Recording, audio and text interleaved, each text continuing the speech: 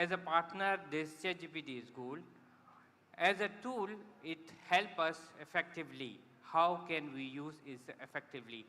But the threat is everyone is thinking that if we use AI, I will be replaced. My job will be replaced. So in that case, we can say a threat as a Gen AI will replace or AI will replace me. But to be very honest, AI will give us a kind of support that we can do in a faster way. So it will expedite our process. It will increase number of jobs, not it will reduce number of job replacement. Okay, doctor, thank you. What are the biggest myths or misconceptions about AI today? If we take the example of Dr. Fakida, she asked about that, can you ask the ChatGPT about the emotional intelligence? So the biggest threat is the bias. Whatever our chat history is in ChatGPT, so it shows based on our understanding, based on our communication. Let's say if I ask from the ChatGPT, how are you today? So the answer is, I am not a human. I don't have feelings. I have no emotions. So as a myth, people say this is a bias in some cases because it's a train, it's a pre-trained model. So the misconception for this one is a biased decision, or maybe some people say it's, as I mentioned earlier, it will say like I will be replaced by AI. So this is a myth or misconception about AI. But AI is a good tool for us to learn, to adopt. Thank you, doctor. What are the main challenges in deploying AI in developing countries or rural areas? Okay, the first thing is the digital divide. It's an issue in a rural area where we don't have the internet. And for the AI, we need a good internet as well as good infrastructure. You need a cloud infrastructure. You need a good decentralized system that can help us. Like for generating any answer from the ChatGPT, it takes a lot of time. So for that, what we need a good infrastructure, good communication, so that we can ask the AI and we can adopt easily. Okay, it's clear. How is Malaysia integrating AI into national development? Okay, recently there are so many initiatives by Malaysia is a My Digital, and we can also say National AI Office is launched last year. So it's a hub for all over the globe that the Malaysia is targeting AI as their main pillar. They are the key player in adopting the AI in every field. MashaAllah. We need to move to the next section, please.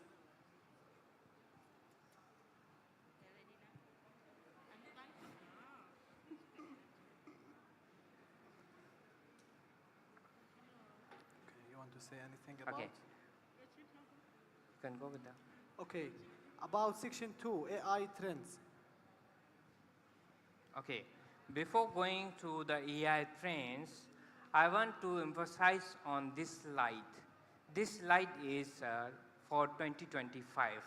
I'm not expecting for next 5 years in the first question, but I'm just wanted to share here that how can we navigate on these slides, on these trends that we have. I want to ask how many of you are using these trends? Generative AI, we are using. AI assistants, we are using in chatbot. Like if you ask the Shopee or Lazada, where is my, item that I have ordered is not arrive at my location. So the ChatGPT or the recommender system or the chatbot will give you each and every information. So we are using AI assistant, we are using Edge AI in different kind of resources. We have AI security. Nowadays, is no AI have been used as a security measure. We are using AI coding like LLMs that we are using for the coding, but other than that, we have also AI coding. Ethical AI is the most important factor that we need to consider in 2025, because whatever we are asking from ChatGPT is not sure that same answer we want or is giving.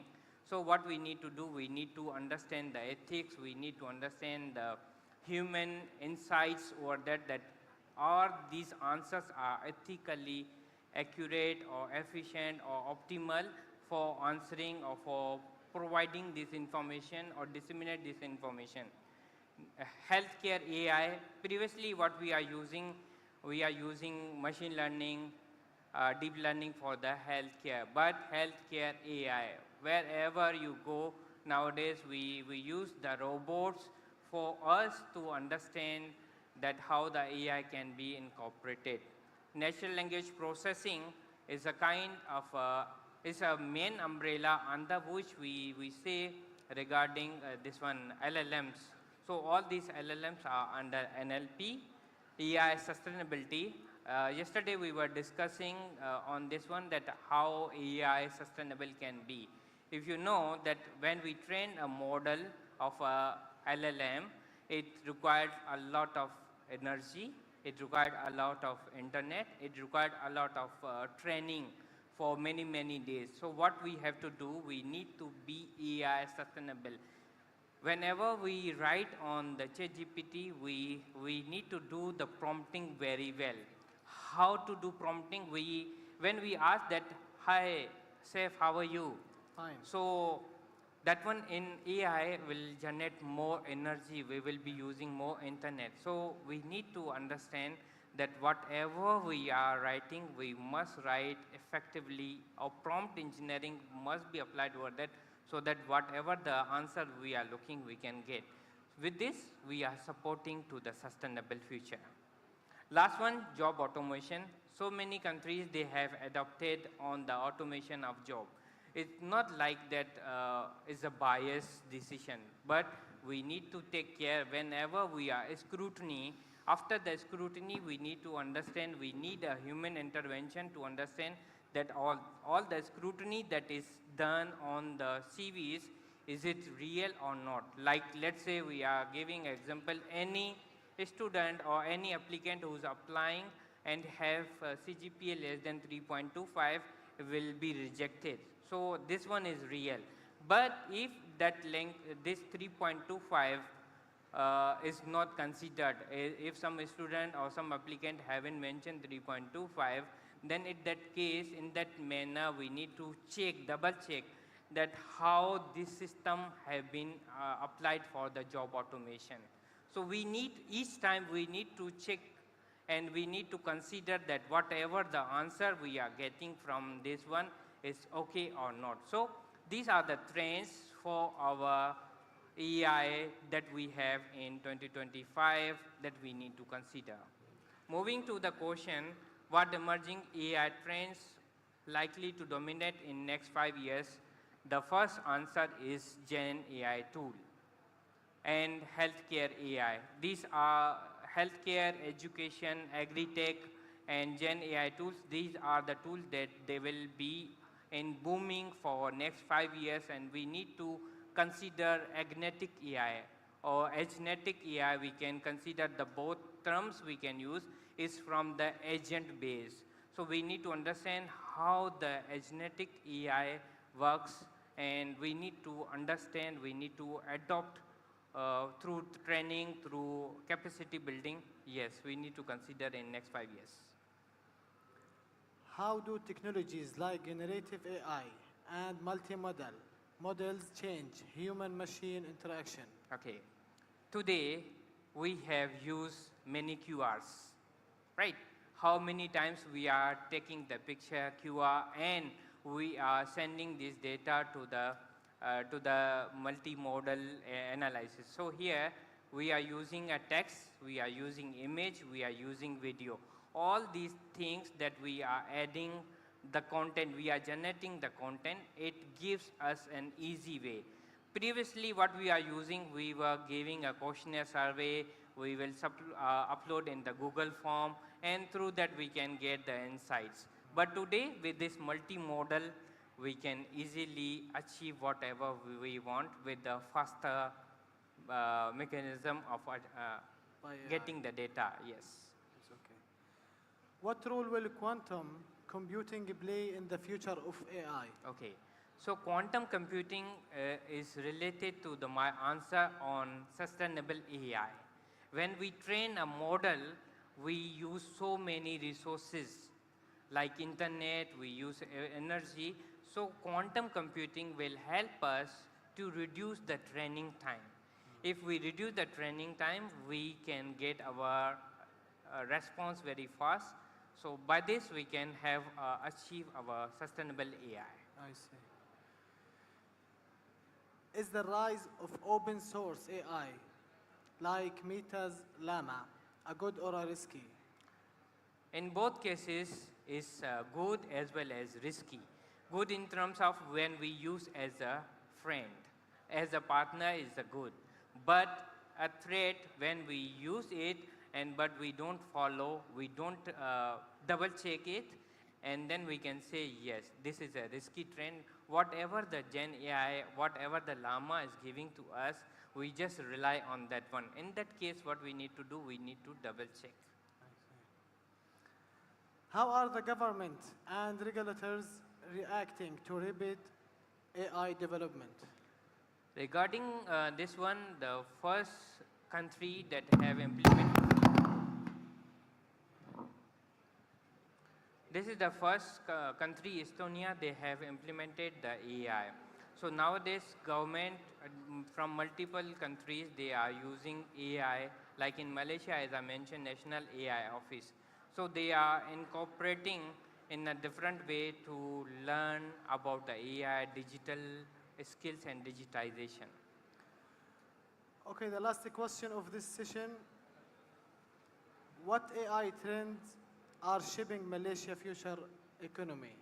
Okay, if we go through the MDEC have initiatives in terms of the health, education, finance, fintech. So they are trying to incorporate, they are providing the services so that we can go for a better economy, better GDPR by following all the AI rules and regulations. So MDEC is a key player and they have been playing in a better future for the Malaysia. Okay, let me move to section 3, AI and leadership. Section 3. Next slide, please.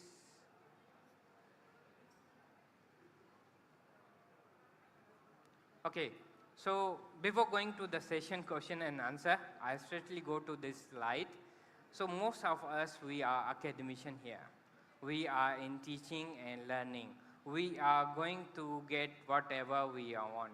Here, I'm not sure that how many computer science students are here, but this is just an example of AI trends, how the AI trend can help us. So if you see, there are 4 portions of this diagram, and it shows that which type of jobs that we have. On the left top, you can say 35% AI providers, they are helping us in terms of providing the AI services.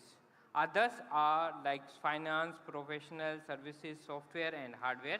If you go down, then 83% possess a PhD in computer science, AI, engineering, natural science and others. So among them, 43% is having a PhD in computer science, which helps for the technical and non-technical people to start up their businesses. 42% they start their business.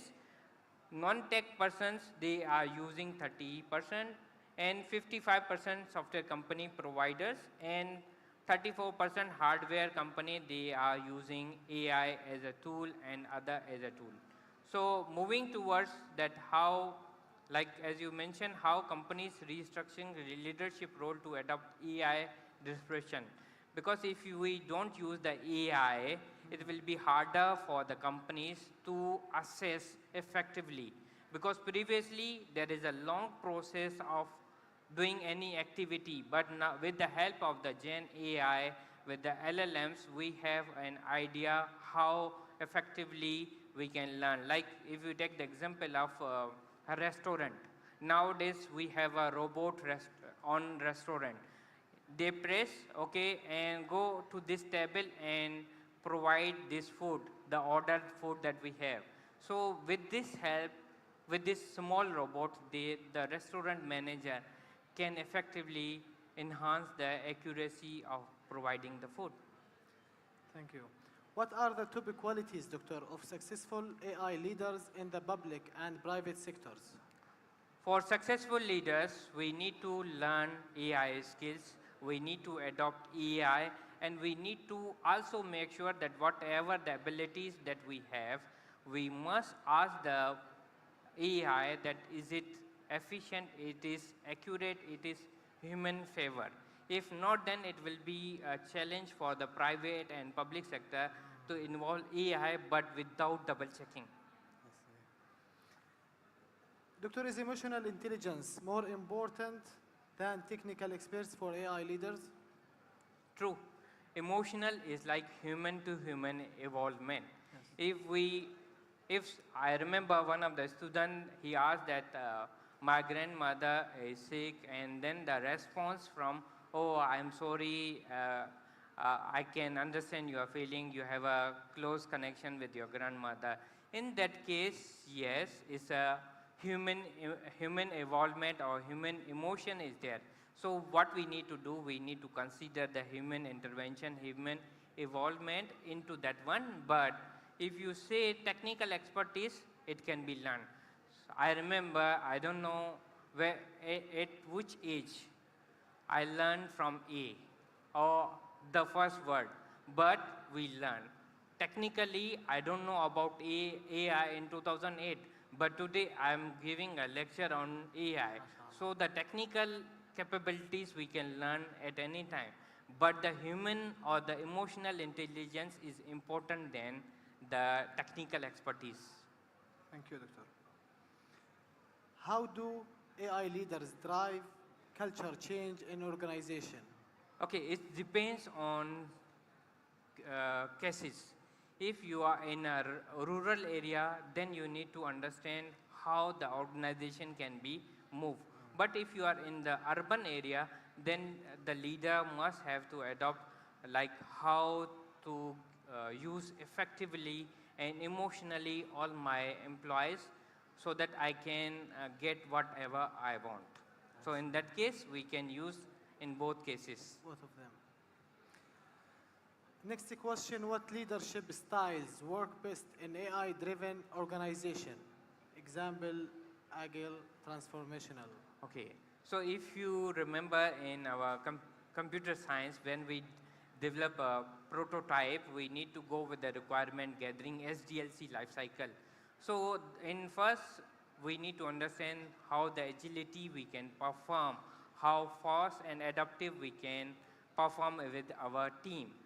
For the transformation, yes, it's also important because if our focus is on adopting many applications, but we don't want to transform our mindset, we are not AI innovative, so in that case, the transformation will be lagged behind. So we need agility as well as transformation both together so that we can achieve whatever AI leader is looking for. Next question, what AI leadership models are emerging in Malaysia public sector? For in public sector in Malaysia, if you go through Industry 4.0, Agri-Tech, and many other offices, they are using AI as their main pillar nowadays. So in that case, like My Digital, MTech, and National AI Office, they are asking. Today, this event is also from the KPT. So from KPT, they want the public to learn and to adopt the AI. So as a leader in public sector, we need to learn, adopt, and use it effectively. In each case, I will use effectively because I trust AI, but not at that much as human. Okay, thank you, Doctor. The next section, please. Next page.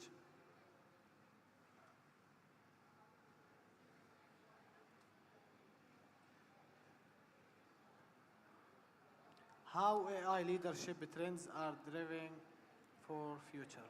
Okay, before we go to this question, uh, this slide gives a clear idea. We need to focus on the red. Red part is the risk.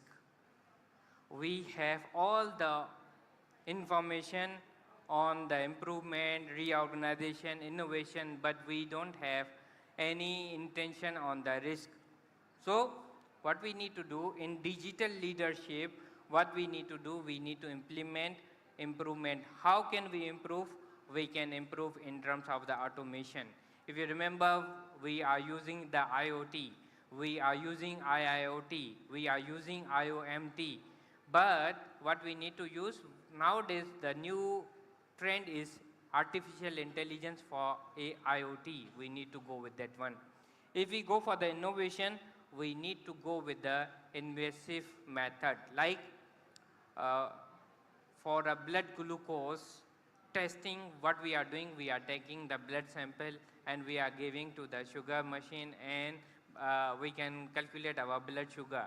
But nowadays there are other way of innovation, eye retina based, saliva based. So we can adopt all these tools, all these techniques for innovative. Moving on the reorganization, like IT infrastructure. Before that we are using 2G, 3G, 4G. Now we have 5G internet. Before that what we are using our pen drive as a floppy drive, but now we are using a cloud services. So we are doing reorganization, improvement, and as well as innovation. But what we need to focus on, I will emphasize on the risk. Number one, if you see the biases. So the answer that we are getting from the AI is efficient, if it is risk-free, if it is a bias-free, if there is a no unbiased decision. Let's say there are many studies on that one is for the for LinkedIn as well as for the Twitter. When we upload when we want to create a account through the AI, and if a black woman and white woman is given, that there is a biasness, that for black woman we will not give the permission to create the account, but for white woman. Same here, the bias is like a man and a woman. So these are the few factors that can impact in fintech, in credit card system. If we want to get a loan from the banking, so if we have the biasness in AI generated system, then we need to remove that bias. We need to be very realistic. Whatever the decision made by the AI tool, it should be with the human intervention. Otherwise, you will give the loan to the all white and you will not give the loan to the black people. So we need to check that where the AI. Same goes with the heart rate. If I want to learn from the thousands of the records, and I'm using AI, machine learning, deep learning, or Gen AI to predict which one is have a good accuracy or good blood pressure or blood glucose. It will give only the highest, but we don't want the highest one. We want the normal range one. Okay, I have some questions about this section, Doctor. What are some real-world examples for AI leadership transforming industries? Okay, real world examples that I have mentioned, some of the agri-tech, we can say precision agriculture we are using for the credit card, we are using for Gen AI based defects. We want to identify, we upload a picture or we upload a text and we ask that can you generate a picture for me, generate a video for me. So these are the tools that we are using, but we need to double check. As I mentioned, in each cases, whenever we are generating, we need to understand how the things can be carried out as a tool. How is AI helping leaders make faster and more accurate decisions? Okay, in terms of AI for the better decisions, And accurate decision we need to understand. If we take the example of job automation, right? If let's say 500 people are applying for a job and their CGPA or their some certain criteria is mentioned is not matched. So in that case, what we need to do, we need to double check why the accuracy is low from the Gen AI generated content or the result from the Gen AI. Then we need to double check with the human intervention, okay, why these people are rejected, why these applicant are rejected, and we need to check what are the terms and conditions that we have implemented. Maybe we can add another filter so that the decision, more decision accurate. So we have predictive analytics, we have prescriptive analytics, we have a descriptive analytics. We can use different type of analytics on this to find the accurate decisions. MashaAllah. I will go through question number 4 directly. Can AI leadership help reduce global inequalities and support inclusive growth? Yes, as I mentioned that for the Twitter, this AI bias was removed by removing that black and white and male and gender. So if we remove the biases, we can remove this, the inequity. So inequity we can remove by providing a support system that can incorporate all the terms and conditions that we need to implement. So it's a good growth like National AI Office, Malaysia, they are inviting all the countries from the globe to come and join hands for the readiness, how the AI can be implemented in each and every sector of our daily life. So how is AI leadership preparing us for crisis? Mhm. Like is mentioned in the pandemic, climate Pandemics, change, and climate change. cybersecurity. Yesterday, for this AI, yesterday I want to give an example of my yesterday story. I said to my niece that I'm traveling to Kelantan, and she just asked from the ChatGPT, my uncle is traveling to to the Kelantan, and then what will be the weather over there, what type of food he can go, where he can go for the visit. So in in all cases, she gave me that how the climate will be there, how the weather will be there, how you can achieve with the limited. So she gave me an itinerary that you visit here, you go here, you eat here, you join this club, and you can go for this one. So this one is a one. Number two, pandemic.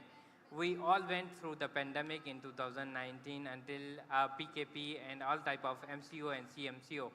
So nowadays, what we have a precision medicine, and we have a digital health system that can incorporate all type of activities that is evolved in the in the pandemic.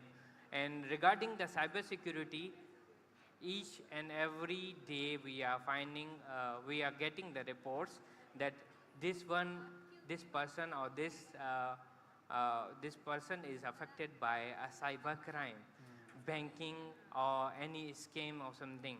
So through AI, we have reduced this one. Whenever we have a credit transaction, like a card transaction, so we can predict that one through the AI, through the deep learning, through the machine learning. How can we figure it out that there is a spike in your transaction? So if a spike is more than 250 ringgit, it triggers and then it will send a notification, yes, there is a breach in the credit transaction. Same here with the stock exchange.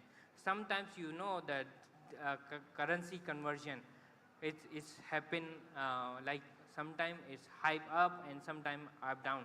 So it's also because of that some of the anomalies are entered, and then we can predict that one through the cyber security. Thank you, Doctor. The last question of this section, Doctor. How are AI leadership trends helping Malaysia digital economy grow? For digital economy growth, in Malaysia, we have so many initiatives have been introduced. National AI, MDEC, My Digital, My Site 1010, Malaysia Madani. So there are many different ways where we can implement. So I will take opportunity to share everyone that fintech is one of the main key for the MDEC for the digital economy. There are many companies, many startups are from the SMEs, they are implementing the fintech, and on the back end what we are using AI, we are using the blockchain, we are using the Bitcoin, we are using NLP, we are using Gen AI. So here Malaysia can figure it out how much more we can incorporate AI and all these immersive technologies for the economy of the Malaysian digital growth. Okay. Can you go to the next page, please? Okay, the future of as an AI leader. These are the few things where as a youth, we all have to adopt. Number one, ability to provide the context. If I ask anyone from you, can you give me a context on today's session at the rate UMK 2025? When we ask from the AI, ChatGPT or any Gen AI, ability to provide the context. But when we ask from the AI, what we need to do, we need a prompt engineering. What is UMK? If you say UMK, right? Or if you say PIC, person in charge. But if you find another term for the PIC, partner in crime, right? So we need to understand, as a future leader, we need to focus on to provide the context, to provide the prompt engineering. If we cannot provide the prompting properly, then we will be getting not valid answer. Like if I remember the example that is given by Ram on the emotional, right, Ram? So how you can use AI, how can use your technical expertise of your employee, and you understand and you ask them to do this. Like in Gen Z, it's very difficult to ask that, can you do this work? It's a time consuming. So what we need to do, the Gen Z style is like immersive one, or you can go for the ChatGPT one and try to figure it out within a few minutes or few seconds. So what we need as the future leader, we need to understand the context. If not proper context, we are not going to get what we are learning. Second point, ability to identify the content. UMK, PIC is still the content that you have requested for Gen AI to provide. But the content is good or not. We need to understand properly that efficient, because if you remember, each time I was repeating that when we apply the Gen AI, we need to make sure that this is effective. So the content that you are generating from the Gen AI, it should be, you can easily identify the content. And the leaders who have a contribution like 87% out of 88%, then they can identify the content what they have requested from the Gen AI. Ability to learn with the heart, lead with the heart. If we go to the example of Dr. Fakita, she was asking, when you make the decision, you make from the heart or you make from the mind. So here the same question. So people, they love to work or to guide in terms of the heart, not from the mind. Ability to ask good question is very challenging, because we need a prompt engineering option. How can we ask on, how can we consider that is this a good question? Like as I was mentioning for the sustainable AI, I asked ChatGPT, how are you? It's not a good question. It's like I'm going through this event and I have certain question. Can you generate some of the content for me for developing this content for this event?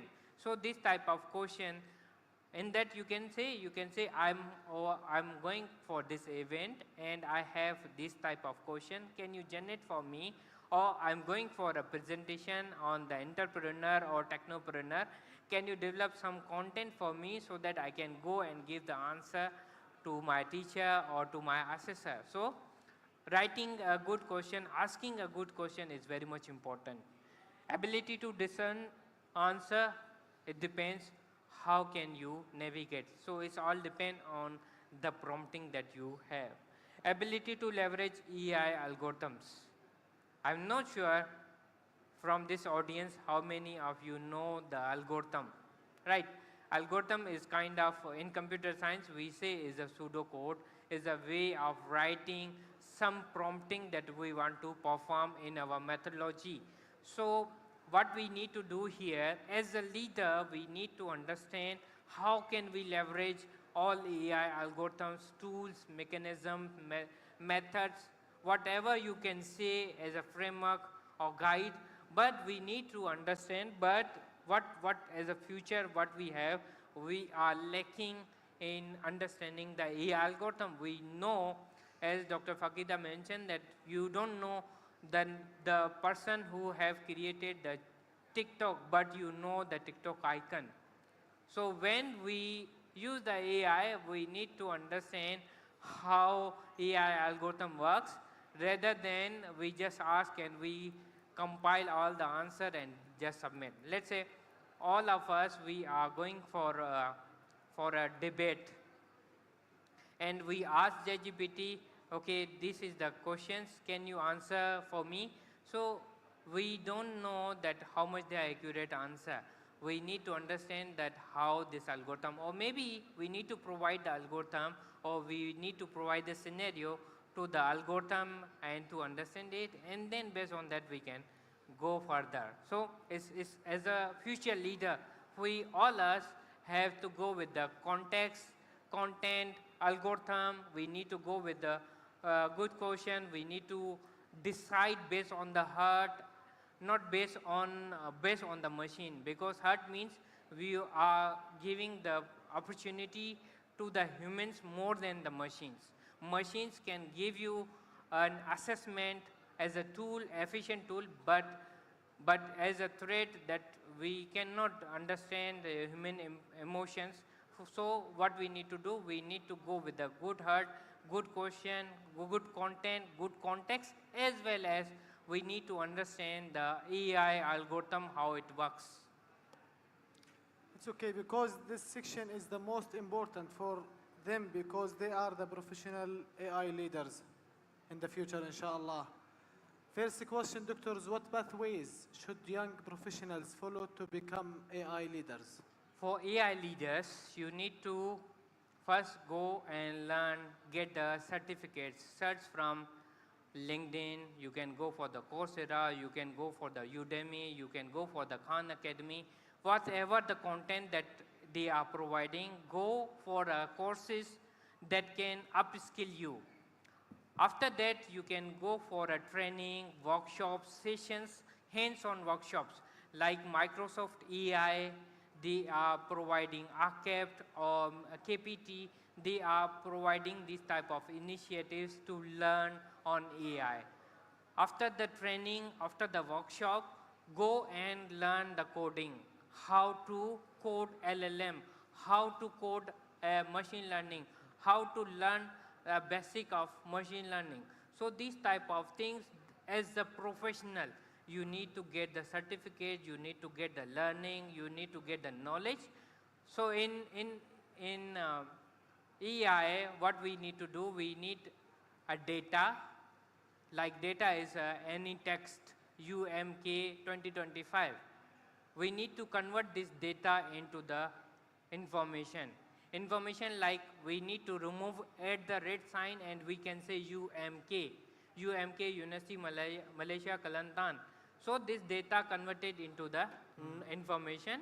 that information will be converted into the knowledge. Knowledge is like UMK is a university in Malaysia and they are going for a future. So data converted into the knowledge information, from information we convert it into the knowledge. Last part is the insight.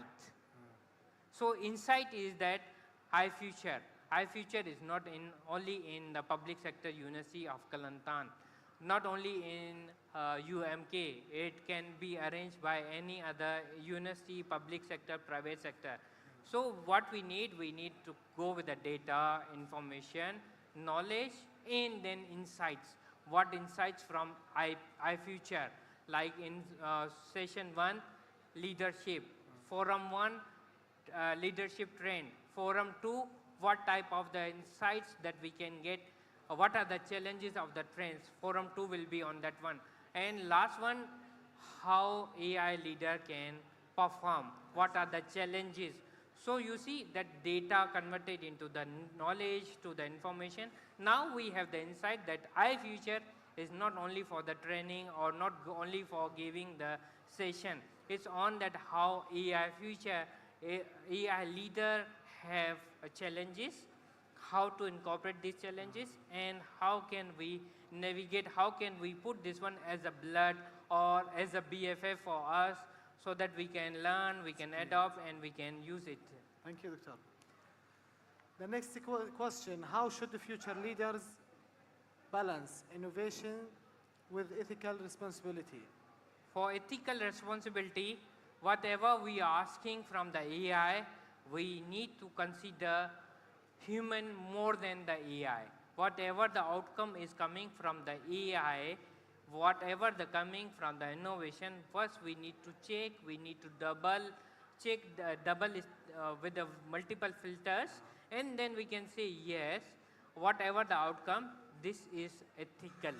It's not affecting any human, it's not affecting any animal, if it is not affecting anyone, but it's for the innovation. Like I was giving the example, when we go for the blood test, we go for any dengue test, when we go for any test, the doctors is affecting us. Nowadays we are going with the invasive method.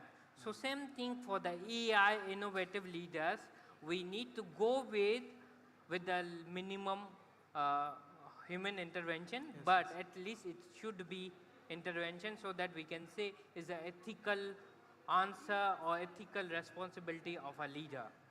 Thank you, Doctor. What should UMK or what should universities and institutions do to prepare future AI leaders? Future AI leaders, like if we take the example of UMK, we take the example of UMT, we take the example of college, TVET, whatever the university, they are sending their students to learn, to adopt what are the things can be carried out. So as a future leader in institute or universities, what we need to do, we need to build this type of ecosystem for improvement, ecosystem for the training, ecosystem for the workshop, so that we can build each other. And I want to borrow a word from Dr. Fakita, that when she finished the PhD and she said that why I am here, I should go to my hometown and I can give these facilities to Amana, because it's on Amana. We need to go and serve our nation. So as a future leader in institute, university, in your startup, what you need to do, you need to give this knowledge to everyone. You need to guide them until they learn, because everyone do mistakes, and AI is not is a easy thing that we can easily consider. We need to learn from different background, from multidisciplinary. We need to learn, we need to adopt, we need to guide each other, we need to stand with each other, so that everyone can learn. And that's why we can say this is a future leader. You are an AI leader based on these certain criteria. Otherwise, you are a leader, but you don't have the ability to guide them with the heart. You are guiding them with the mind, but you are not guiding as a human. I understand. Question number 4. Do you see a future where AI leaders will work alongside AI co-leaders or agents? Yes, I give so many example of, in fintech we have bio advisors. Bio advisors is like a robot. We give the portfolio that I am a Petronas employee and I have been working in Petronas for 5 years. I will be completing my contract in 10 years. This is my salary. I have this much amount saving. I want you to generate a portfolio for me where to invest. In Malaysia, if I can go for the asset, I can go for the monetary, I can go for the gold, I can go for the Bitcoin. So these bio advisors are the agents. They are recommending us that, okay, based on your profile, based on your income, based on your savings, you can invest here, and this is your whole year plan. And from there, time to time, I can update you. Like for now, due to the global crisis, gold price sometime fluctuating, sometime going down. Bitcoin is also something, as well as USD. We all rely on this one, and due to this one, our asset, our cultural things is also affecting because of this inflation. So what we need leaders or co-leaders from the AI side. They can help us in the processing of assessment. Okay, these are my portfolio. This is for the fintech. Yeah. If we go for any sort of the support system in business, like you are a Shopee shop, you have a shop in Shopee, you want to ask what type of the incentive, what type, how can I promote my items. So in that case, the AI leaders, AI agents, chatbots is very much important, and they are playing an important role. For my all students in under my supervision, for my undergrad level, either is a technopreneur, either is a semester project or is a final year project, I ask them to learn three things. AI in terms of machine learning, deep learning or LLM. Number two, you need to learn on how to use the Power BI for insights, and you need to learn any other tool that can help you for generating a chatbot recommender system. If your application have a chatbot, if your application is using AI, and if you use the Power BI, it means you have a 3 digital certification or 3 digital skills. And when you go to the market, you say, this is my final year project, and I developed through the AI, I use generative AI, I use any industry, and I also use the Power BI. So in that case, the 3 different domains or 3 different tools are learned, and you can get a good job after you go for a job interview. So co-leaders are important, they are helping us, but we need to trust them, and we need a human intervention. For that, what we need to, as a co-leader, we need to ask to work with them, but we also need to learn that how chatbot works. How to deal with them. Yes, how chatbot works, how AI works. So first we learn, then we ask, yes, I have 300 applicants. Can you help me to scrutiny that who have less CGPA? As a supervisor, each day I got so many applications. I want to be your PhD student. So each day, so many applications, what I need to do? I need to ask the ChatGPT, okay, these are my applications, these are the CVs. Can you help me that who have AI, who have a 3.5 CGPA, who have a publication, who have a Google Scholar H index? So the ChatGPT is giving me. So I'm asking the co-leaders to help me to expedite this process. I see. What is your vision, Doctor, for AI leadership in 2040? And what role will youth play in it? So for 2040, it means we are 15 years from today. 15 years from today, so if we want to learn be a good leader in 2040, first we need to learn AI, right? Then we need to go with the basics of AI tools, how LLM works, how generative AI works. And then in the intermediate or higher level, what we need to go to certain industry. First, we can go for the digital health or healthcare AI. Then we can go for the tourism in AI, eco-tourism. Then we can go for entertainment, like how the sports have been developed through the immersive technology, metaverse, AR, VR, and how the AI can help us. So when we are targeting 2040, first we need to take the start. We need to take a first step. So if we take the step on AI, learning AI, then in the next year you can target for more certification, more knowledge, more hands-on. So you can generate your own repository on GitHub. Whatever you experiment doing, just upload on the GitHub. One day, I remember from Dr. Fakita, 1% per day you will be the leader. Today you just create a GitHub.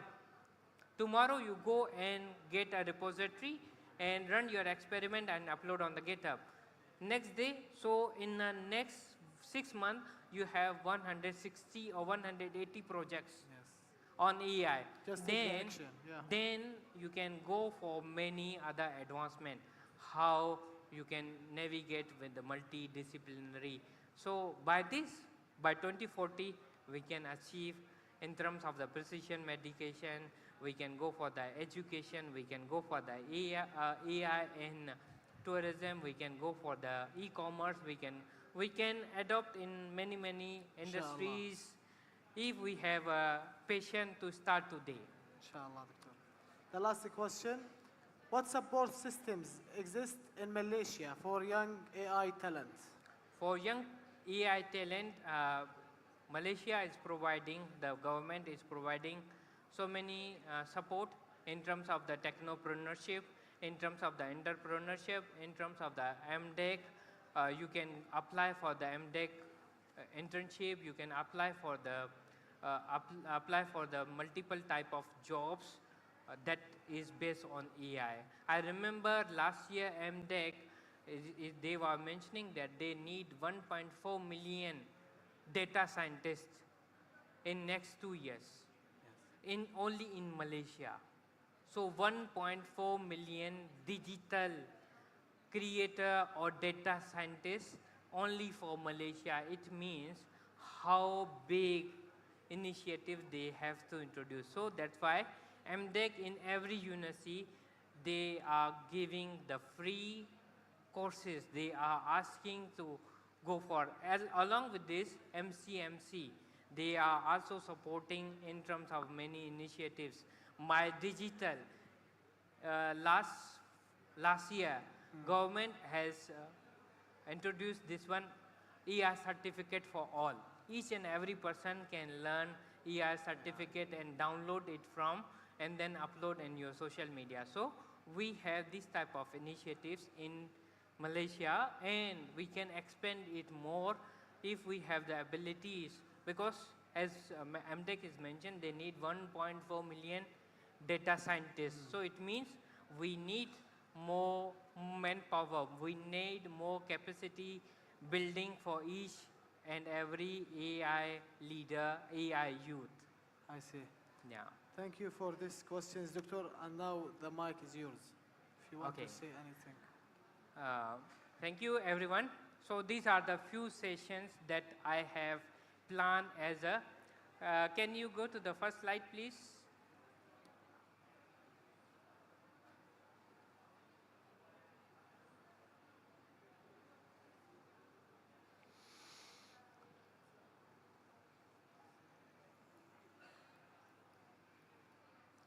Second, the agenda. Okay, so what we have covered AI today. So we are not only focusing on education, health, or we are not focusing on the agri-tech. We need to focus on each and every. This is a recap what we have discussed. So what we need to do, we need to move behind whatever we have. So we need to move forward and move further and further, learn on AI. Whatever we have, we need to understand and we need to go for the next stage. It's same like we are in semester 1.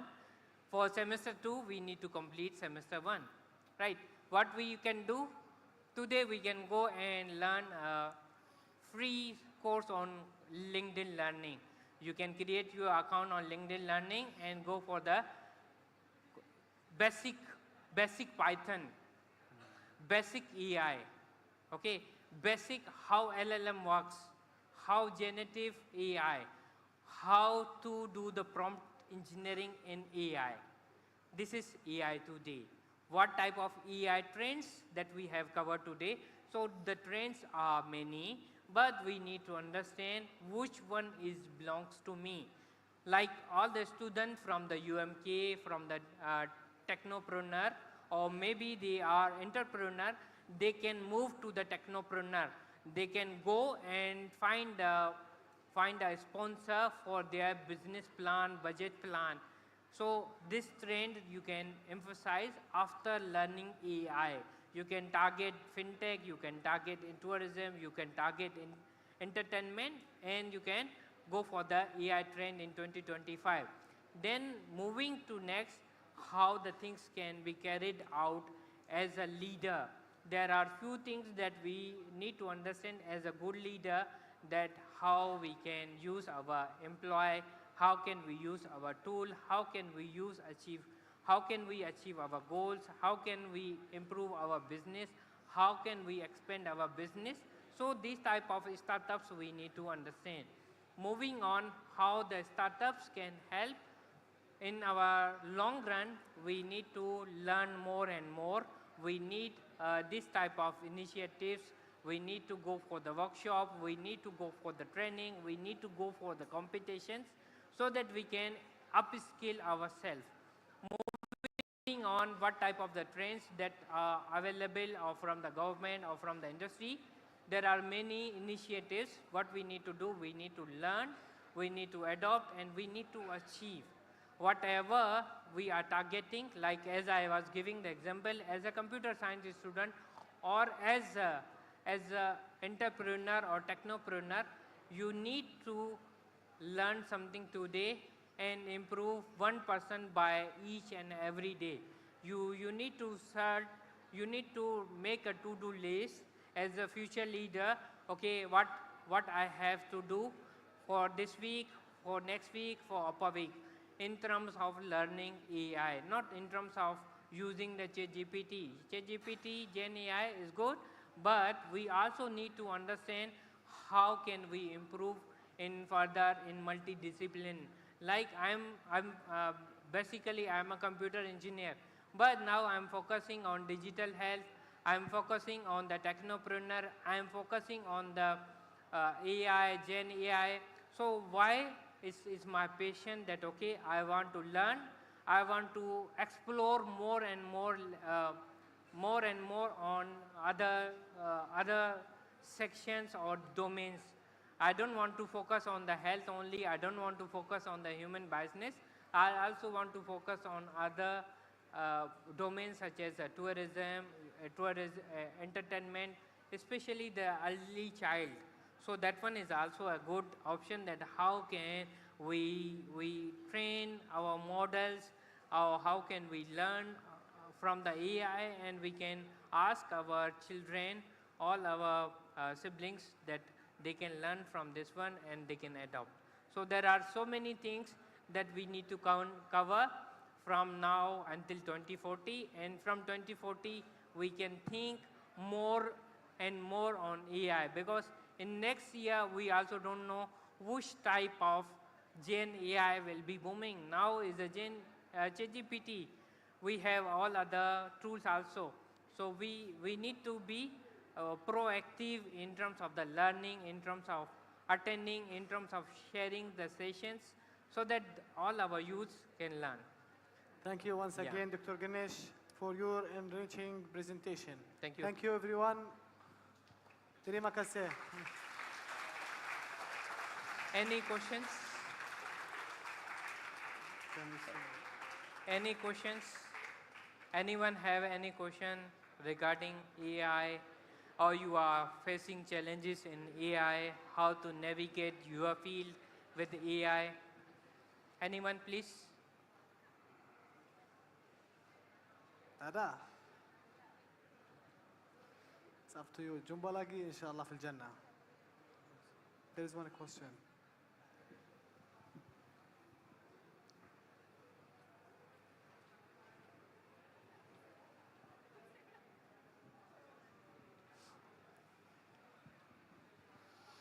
Test, test. Okay.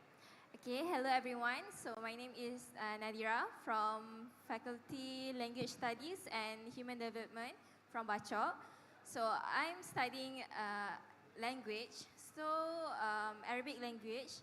So as you said, now with AI, there's a job replacement, right? So what I can do as student language to upskill my study to aligns with the technology such as AI. Okay, this is a basic of LLM, is a natural language processing. Natural language processing, the language that you are studying in Arabic, and many of us will not be the fluent in Arabic, right? So what you need to do, you need to find a way, you understand the context, you ask different domains, like you use Copilot, you use ChatGPT, you use other DeepSeek, and you give that question to the ChatGPT and try to understand the context. So because in natural language processing, the main challenge for now in Arabic language is to understand the context. We cannot understand the context, ChatGPT cannot understand the fully context of Arabic language, because you know there is a zer and zabar, there are so many factors that we need to consider.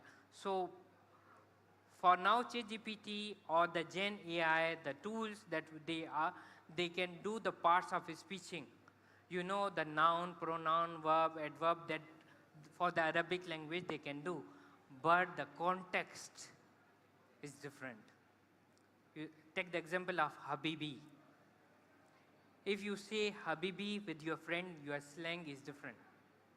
If you respect to anyone, then you say Habibi in different way. So the slang in any language, then you can master it. So by using, there are different way of doing this one. One of my student, is doing a project on different slang in Malaysia. Someone say la, sometimes we say la louder. Someone from different state, they say la in different way. As an international, I also don't know where to put la.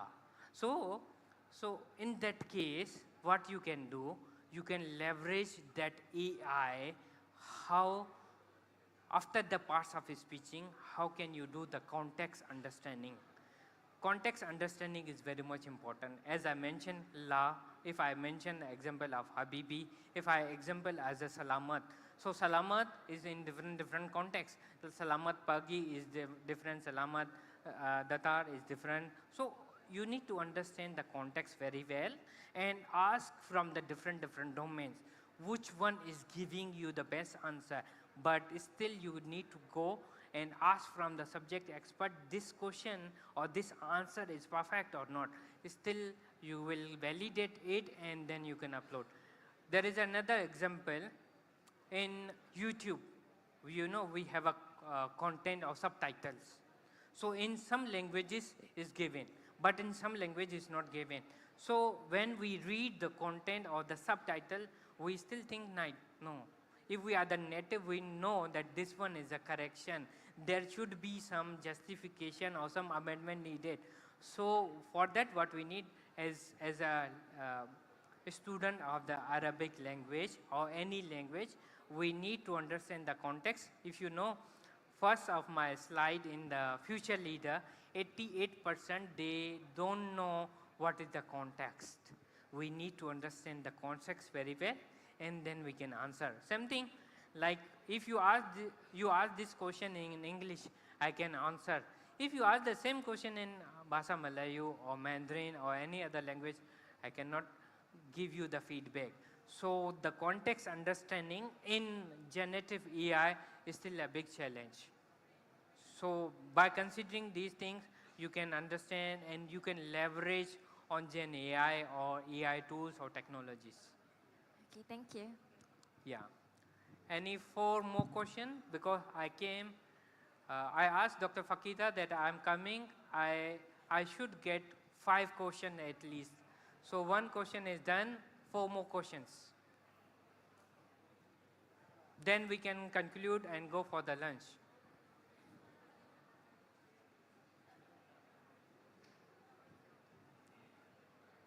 Anyone?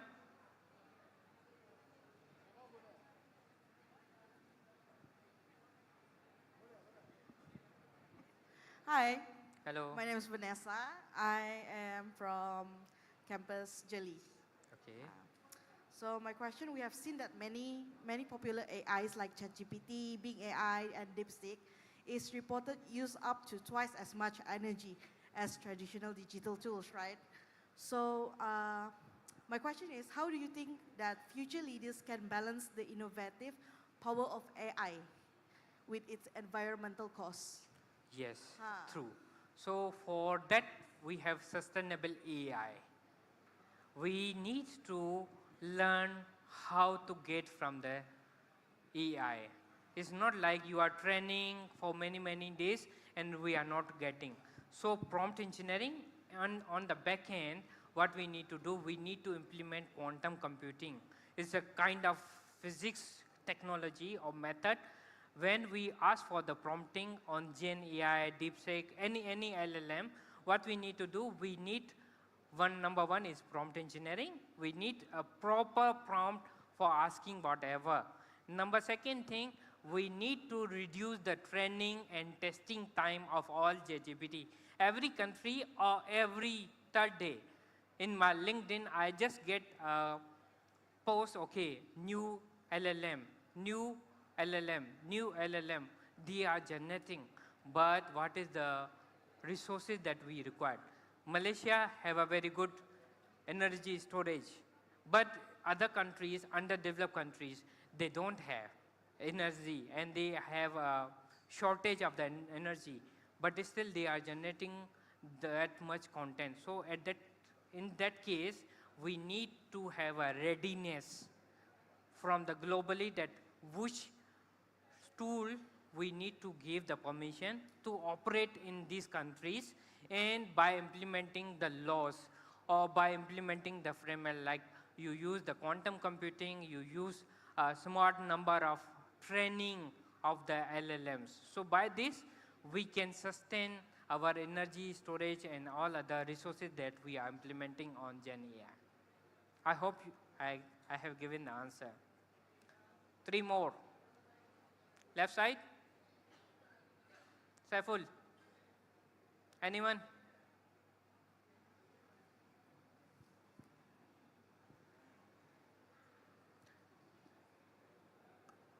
Anyone? No. We have to go for the lunch, right? So you need to ask the question.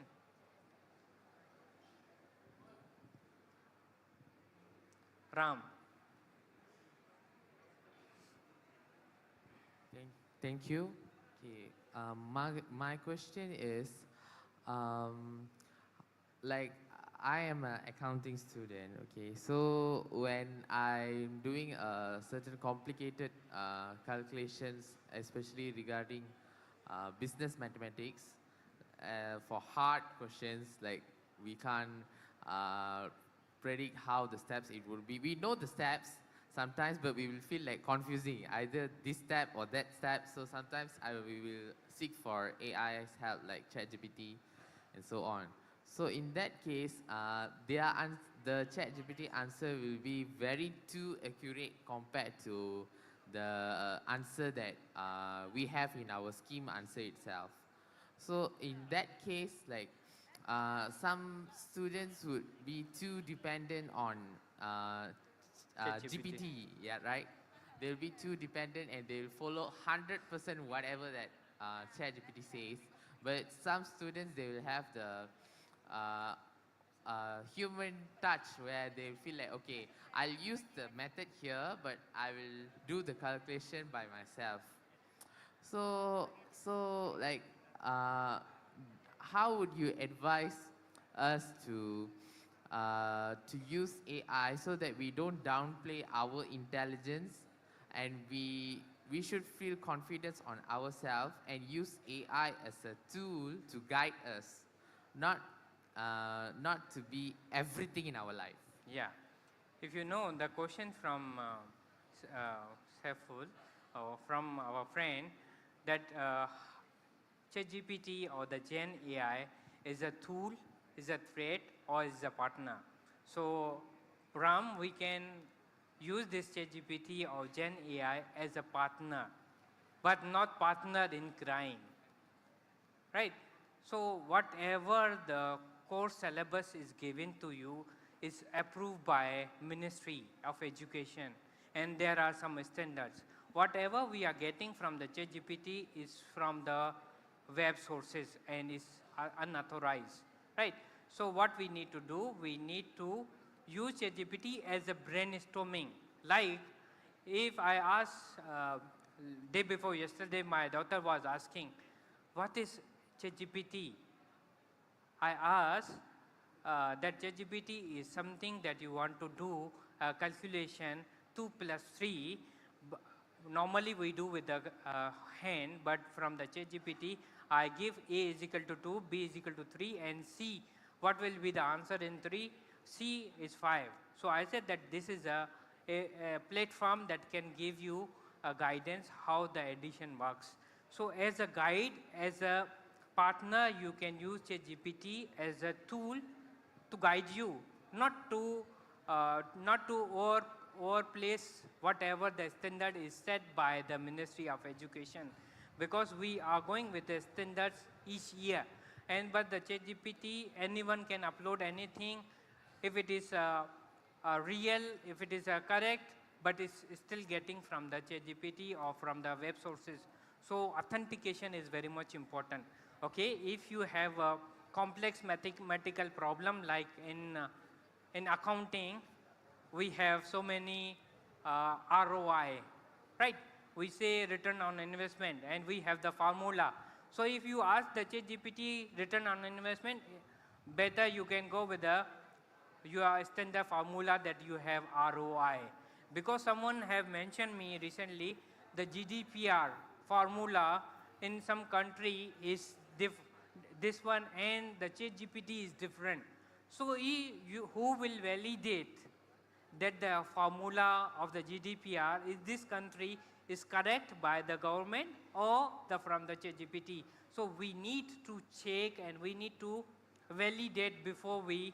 So as a brainstorming, return on investment, you can learn, okay, return on investment is something like this, right? But to give a whole answer and whole question and ask for the answer, it will be a challenging. Yeah. Two more. Yes. Mike, please. Saiful.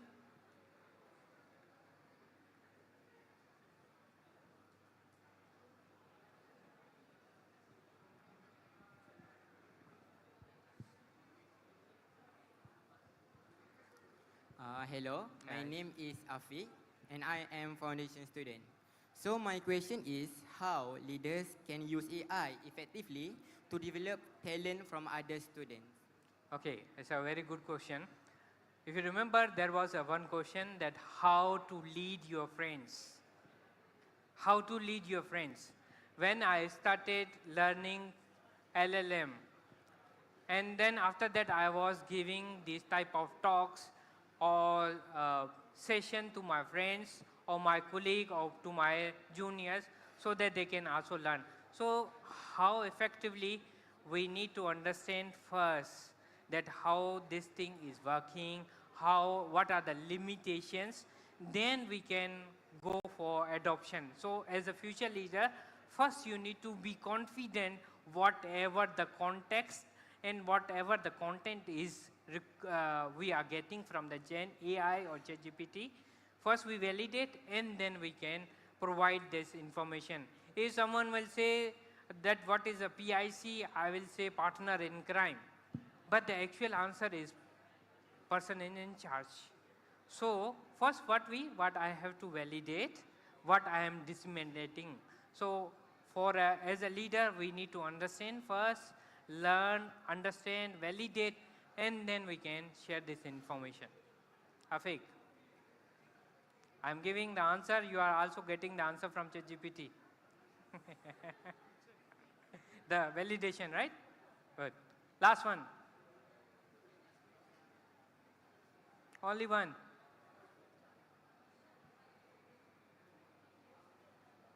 Orange.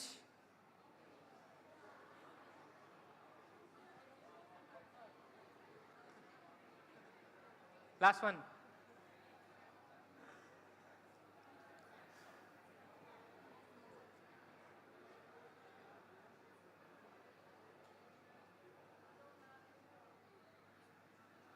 Can we go for a last question? You have, yes.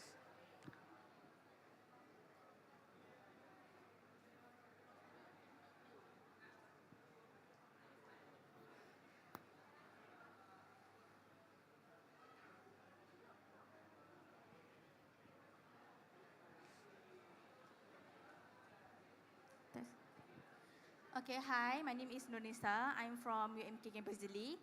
Okay, as we all know that nowadays we can use AI to generate many things like pictures and many more. And there are also trends now that which call, is it the picture real or AI? Defect. Yes. Defect, yeah. So, in your opinion, is it concerning that people get light easily using AI? Sorry, can you come again? Like the trend, they are real or AI, right? So is it concerning that people use AI to lie to each other? Is it concerning? Yes, definitely, because if some of the content that you are generating and it's not real, it's a AI generated. So you know, nowadays people are putting in the code, in the note that this is a AI generated picture, so that there is a validation. If it is from a resource, then they put that is from KPT, is from MDEC, is from this one. So whenever you generate anything, you must validate. You must, if not, then all the celebrities, they will be in a big problem because everyone can generate anything. Like today, we saw this video from our director, right? So in the start, it was Bahasa Melayu, then Mandarin, and then we went to the Tamil. And suddenly other languages, I was asking, oh, and then I also heard the Hindi or Urdu. So it's a valid resource. If someone can use the same thing and we don't validate, so it will be a concerning. It will be challenging for us to identify is a fake or is a real. So how are we going to control the people? Effectiveness. We need some framework or readiness to implement this one. If it is generated, it must be filtered. Like in machine learning, we have a deep learning. We can use the model training and testing. This is my real images and this is my generated images. So we can validate through the performance measurement technique. But the AI is a very challenging to control this one because every company, they are competing. Gemini is competing with the Microsoft, and Microsoft is competing with the OpenAI. OpenAI is competing with the DeepSeek. So everyone wants to give the more facilities and services, but they don't have any regulation. So we need to implement the regulation. Like for the dress code, we have a regulation. Same thing for AI, AI for us, AI for all, we need some regulation to be implemented. Otherwise, it will be a challenging and you know, something that is unreal, it expands very fast. If it is real, it expand not very fast. So we need to have a regulations on that one, filters on that one to identify or to approve that this one is yes or no. Yeah. Okay, Thank you. I think we got 5 questions. Any more questions? No. No. Jumpa lagi. I don't know. Okay, thank you very much. And have a nice day. Hoping to see you. One of you will be standing here next year or in next 5 years as the AI leader. Thank you very much. Thank you, everyone. Thank you. So I believe that is all for our first forum. Thank you, Dr. Ganesh and Mr. Saif Adin for the thought-provoking discussion. We now inviting Dr. Nomariana to present tokens of appreciation to both of our panelists and moderator. And once again, I would like to invite Dr. Fakita to the stage to receive her token of appreciation. Let's give them a warm round of applause.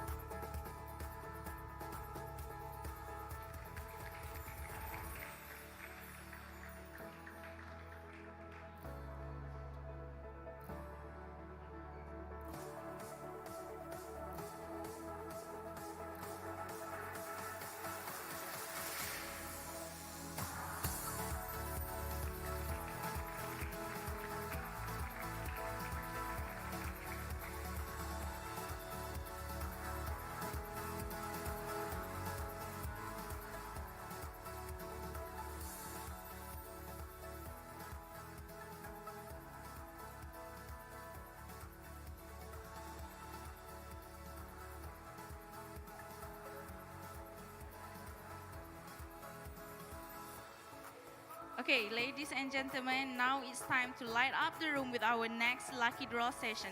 Thank you to our generous sponsors. We now have 10 fantastic prizes up for grabs. 2 from MCMC, 2 from Maxis, and 6 from Abim Kota Baru. First, could we please invite the representative from MCMC, Maxis, and Abim Kota Baru to join us on stage and give away their prizes. And let's look up the screen for our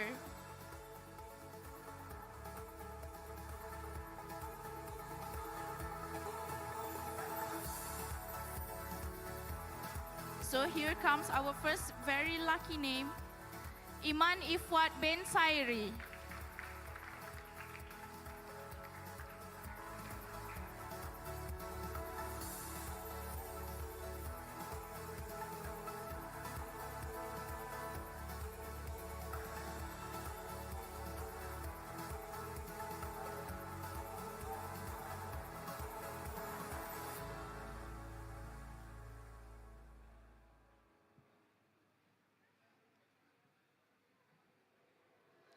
Okay, next, the second name. Nur Ain Syahira binti Muhammad Sukri.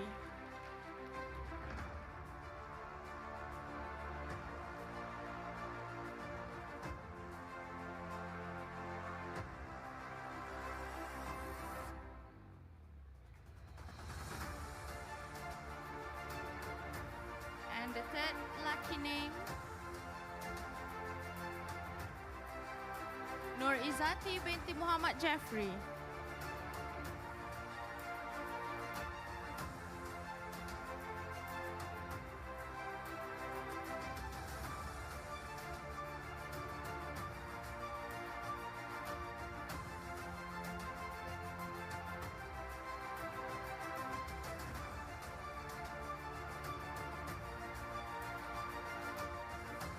Nurul Syuhada binti Ramli.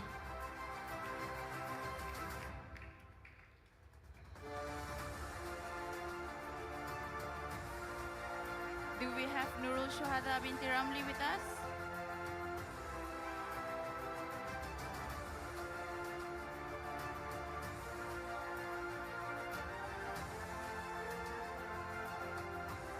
Okay, next name is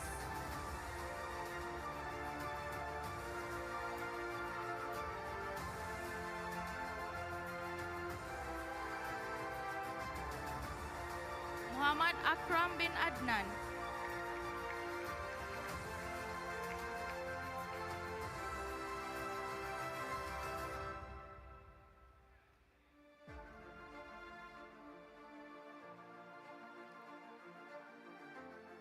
Okay, the next lucky name is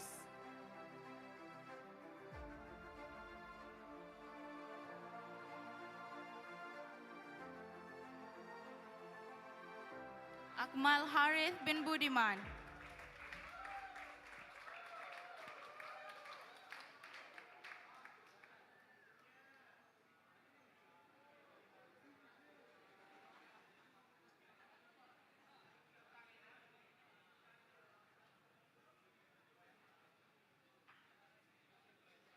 Next is Muhammad Izzuddin bin Mazalan.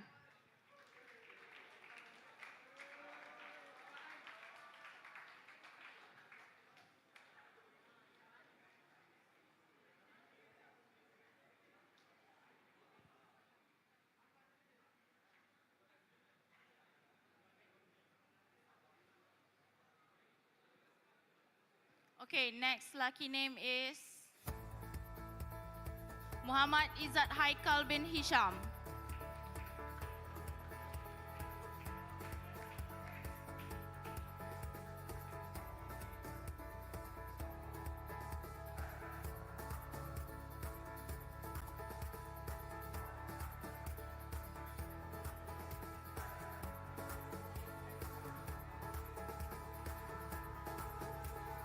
Okay, the next lucky name is Muhammad Hasanuddin bin Abdul Majid.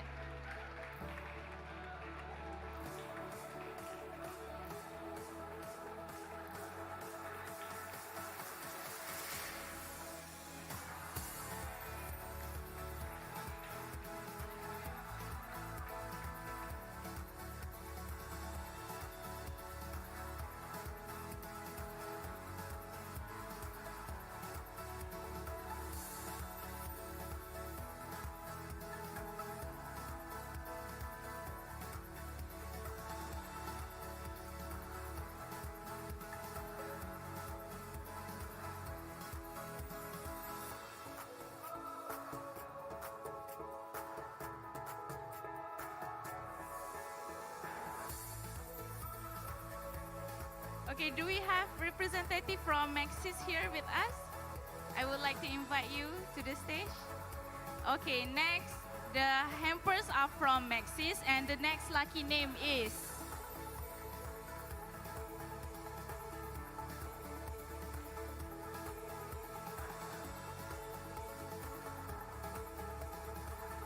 Putri Irene Adlin binti Muhammad Samsul Kamar.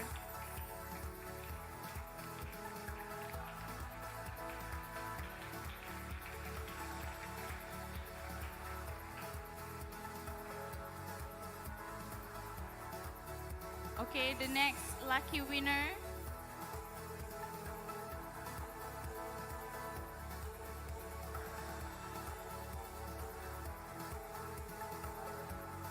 Nur Ainal Munirah binti Hasim.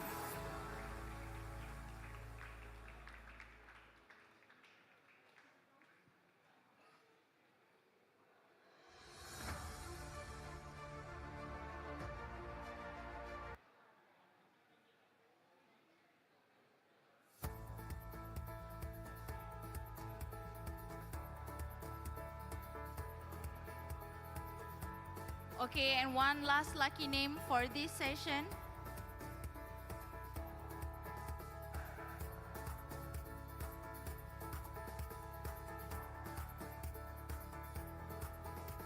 Nurhanis Aisyah binti Badar.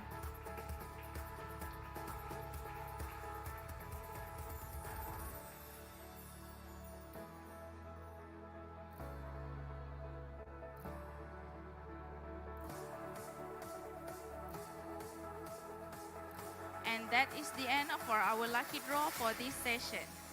Thank you MCMC, thank you Maxis, and thank you ABIM Kota Baru branch.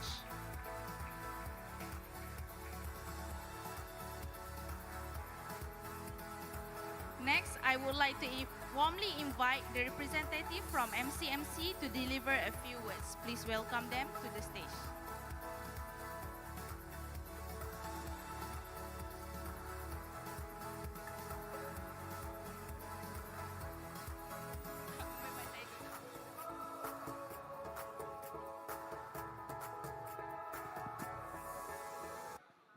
Okay, Assalamualaikum warahmatullahi wabarakatuh. Selamat petang. Memandangkan kita dah jam 1 petang. Good evening. Okay. Okay, saya ada satu slot yang sangat khas dalam masa 10 minit sahaja. Kita di MCMC, saya sebagai pegawai MCMC lah. Nama saya Cik Aziri Fairuz bin Cik Johan, penolong pengarah MCMC Negeri Kelantan, bahagian pengurusan perkhidmatan dan juga advokasi. Okay, kalau disebutkan pasal advokasi ni, kita terlibat secara langsung kepada awareness kepada pelajar-pelajar dan komuniti lah. Okay, untuk makluman tuan-tuan dan puan-puan, hari ini kita hadir untuk memperkenalkan salah satu kempen yang berhormat Datuk Fahmi Fazil, Menteri di Kementerian Komunikasi, iaitu kempen Internet Selamat lah, memandangkan kalau kita dengar tadi daripada AI sendiri pun kita ni dah terdedah hampir 99.99% pelajar-pelajar dan komuniti kita ni dah terdedah dengan teknologi dan juga terdedah dengan internet. Dan tuan-tuan kena tahu, internet ni ada baik dan ada buruknya. Dan tak perlulah saya terangkan lagi apa yang baik, apa yang buruk, tuan-tuan boleh menilai sendirilah. Okey, hari ini saya hadir dengan satu klik 1000 masalah. Ini adalah sebahagian daripada modul kempen Internet Selamat untuk belia, iaitu umur 18 hingga 30 tahun. Okey, saya boleh next slide. Next. Okey, ini sebahagian modul kita lah. Cuma, okey, yang saya nak terangkan adalah, memandangkan saya ada 10 minit sahaja, saya nak terangkan dan bagi awareness berkenaan dengan ancaman dalam talian. Okey, manakah anda semua ni pelajar, ada KV dan juga saya dimaklumkan ada daripada Asasi UMK dan juga pelajar UMT. Boleh angkat tangan UMT. Okey, UMT, UMK, KV dan lain-lain? Tak ada lain-lain. Okey. Ancaman dalam talian. Kalau kita tengok, kita di sini nak highlightkan ada 6 ancaman sebenarnya yang anda terdedah di dalam talian penggunaan internet. Okey, yang pertama, next.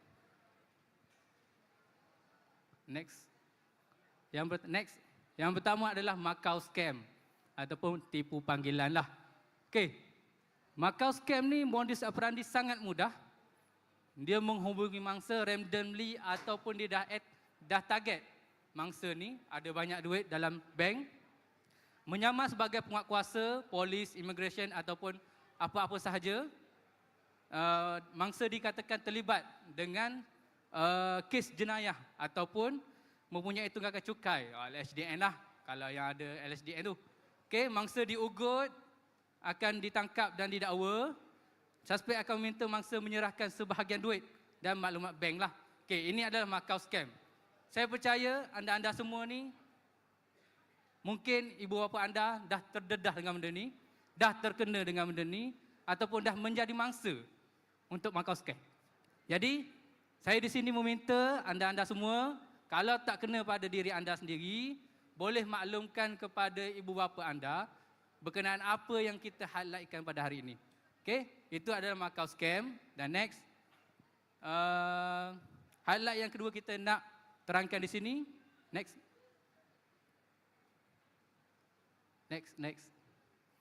Okey, love scam.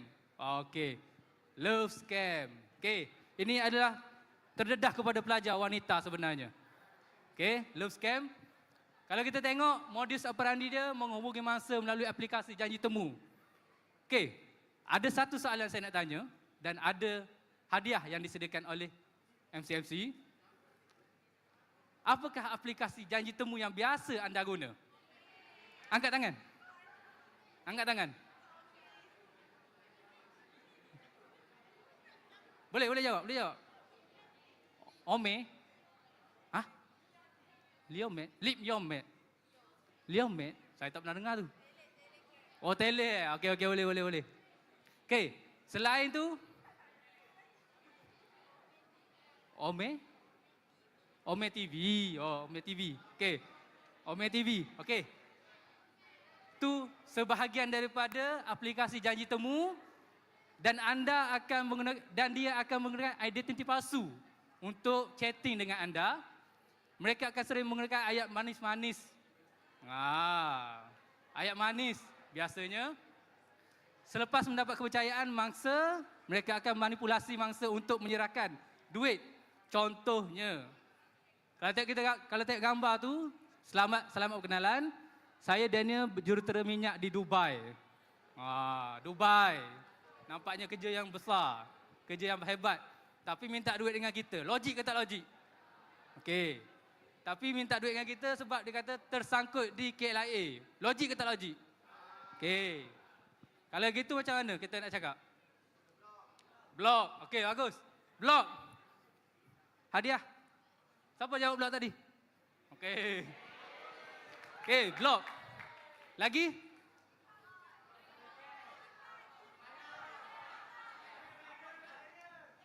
Jangan reply, bagus.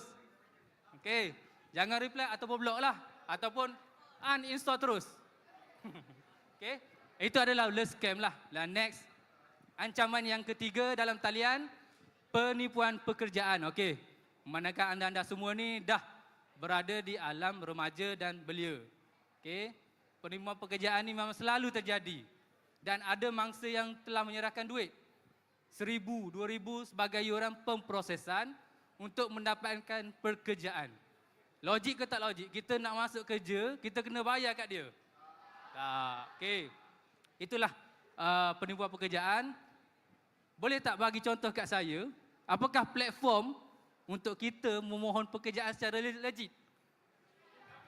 Job Street. Okey, lagi?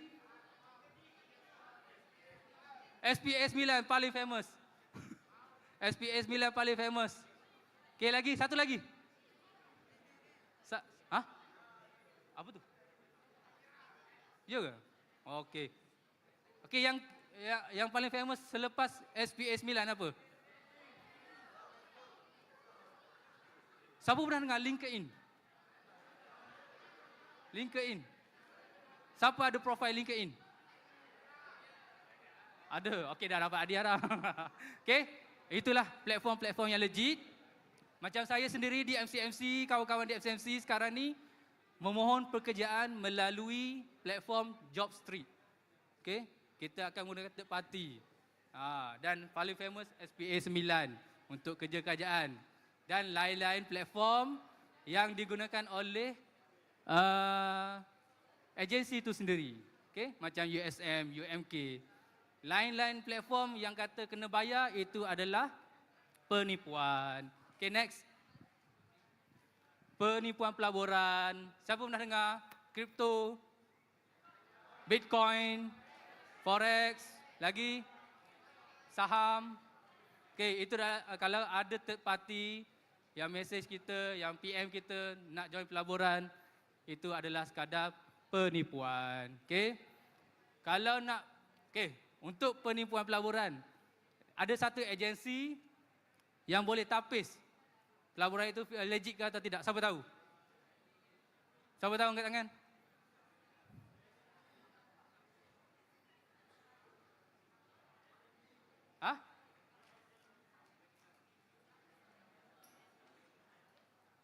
Salah? Suruhanjaya Security. Siapa pernah dengar? Dia adalah filter. Suruhanjaya Security filter untuk pelaburan lah. Okay. Kalau tengok modus dia, mangsa melihat iklan, mangsa akan menerima keuntungan dalam masa 24 jam. Logik ke tak pelaburan 24 jam? Okay. Biasanya terjadi dalam Telegram lah. Kalau saya tengok, menggunakan nama brokers pelabur yang sah seperti DDNK, Datuk Dr. Nazri Khan. Okey. Mangsa diminta untuk buat bayaran tapi bukan atas nama DDNK, nama orang lain. Itu adalah penipuan. Okey, next. Yang kelima. Penipuan parcel, siapa dah kena?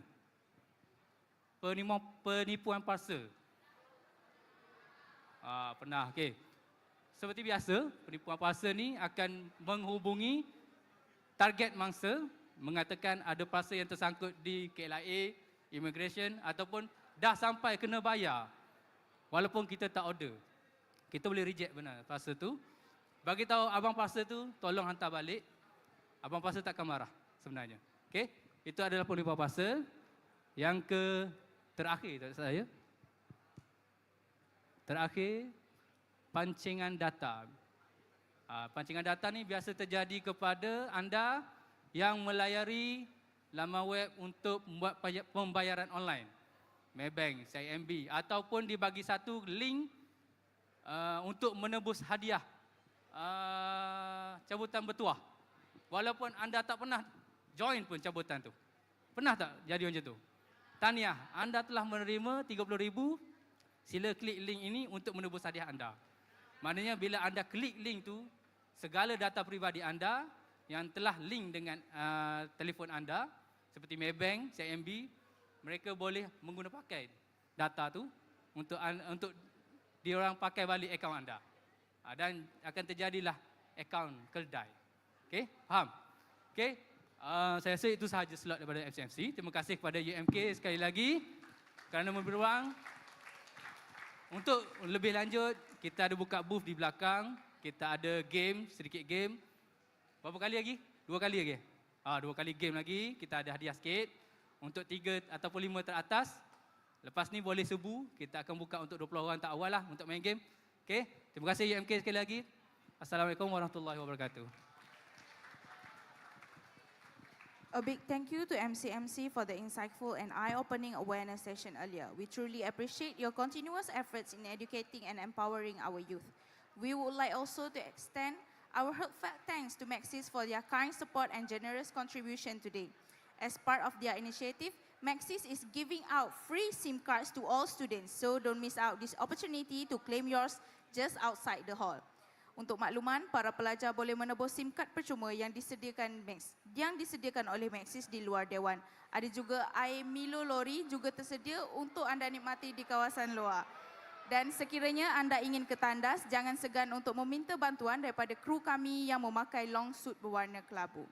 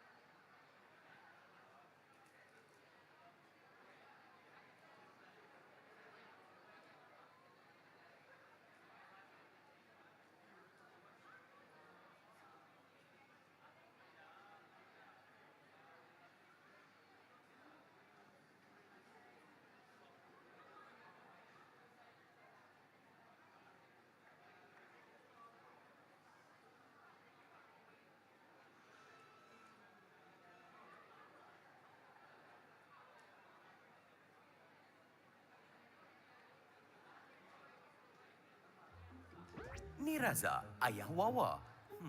Kenapa dia sedih sangat? Macam ni, semalam dia dapat satu mesej. Mesej tu kata dia dah menang duit yang banyak. Untuk tebus hadiah tu, Raza kena pindahkan sejumlah duit dulu melalui link yang terdapat dalam mesej tu. Seronok betul Raza. Sampai tak sedar yang link tu bawa dia ke laman web palsu. Tanpa fikir panjang, dia terus log in ke laman web tu. Tak periksa pun laman web tu betul ke tidak. Dia terus bagi nama akaun bank, kata laluan dan nombor TAC ke laman web palsu tu.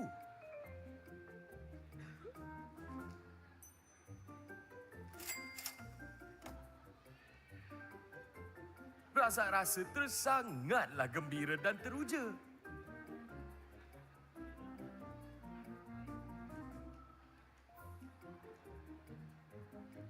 Tiba-tiba, Razak dapat satu mesej daripada pihak bank. Rupa-rupanya, dia dah pindahkan sejumlah duit yang banyak kepada akaun yang tak dikenali. Razak cuak. Dia terus periksa akaun bank dan tengok hanya tinggal RM10 je dalam akaun dia. Dia cepat-cepat telefon bank untuk kepastian. Dia diberitahu yang dia mungkin dah jadi mangsa penipuan perbankan internet.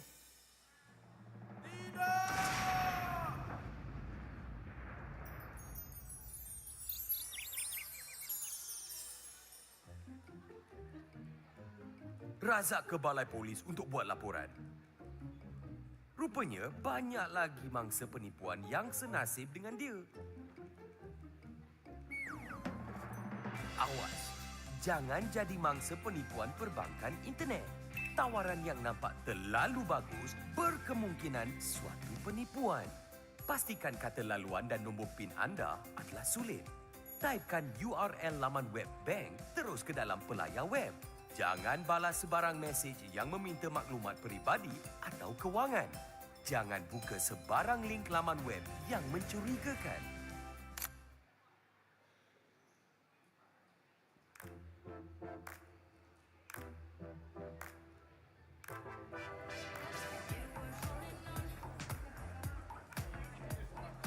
Ini Anissa dan Aileen.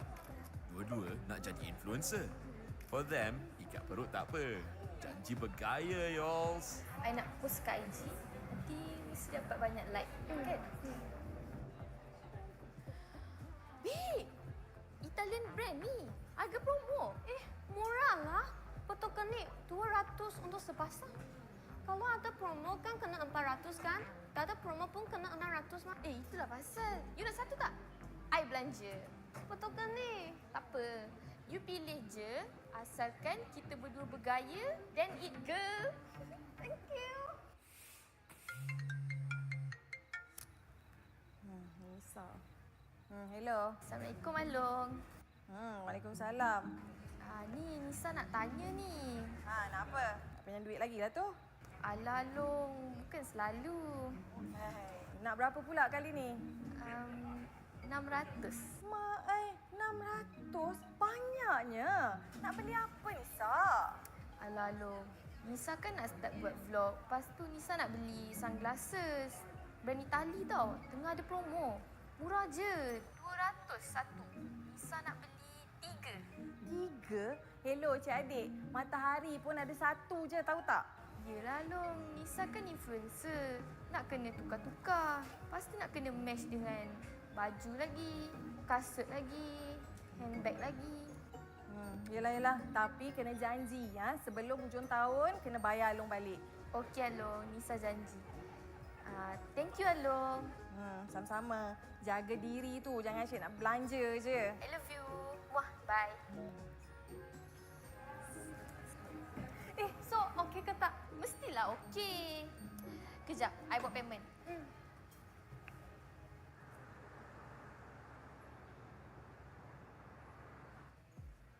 Nisa. Hai. Start order makanan. Ya, dah order. Nisa.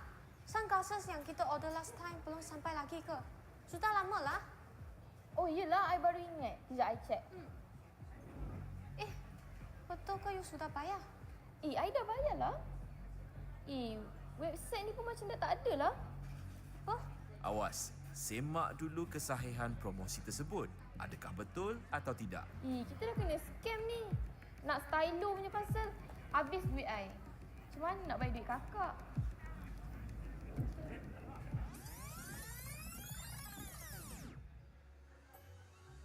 Tengok ni. Italian branded sunglasses. Manalah ada promosi syok macam ni. Yelah tu. Ingatkan semua orang gila print ke? Has tu beli, ingatkan betul. Has tu kena scam pula. Itulah. Website dia pun macam website scam lah. Yelah. Kita kena berhati-hati. Ingat, tawarannya nampak terlalu bagus, berkemungkinan satu penipuan. Hubungi hotline bank anda atau rujuk Pusat Respons Scam Kebangsaan NSRC di talian 997 dan laporkan kepada pihak polis.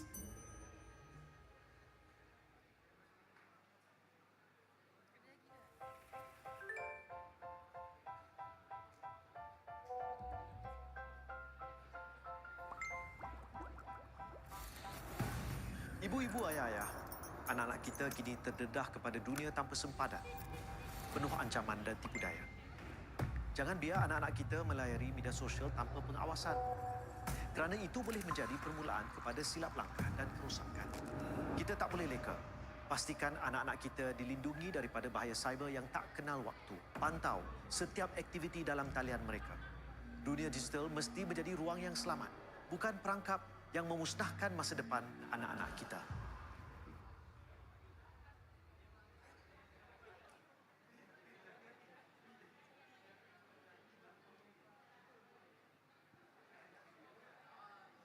Okay, ladies and gentlemen, we have now come to our lunch break session. All participants are invited to enjoy your lunch, which will be served behind the hall. Please follow the directions given by our crew to avoid crowding. And we will come back to the hall to our next session at 2:15 p.m. So please be back on time, enjoy your meal, and see you soon.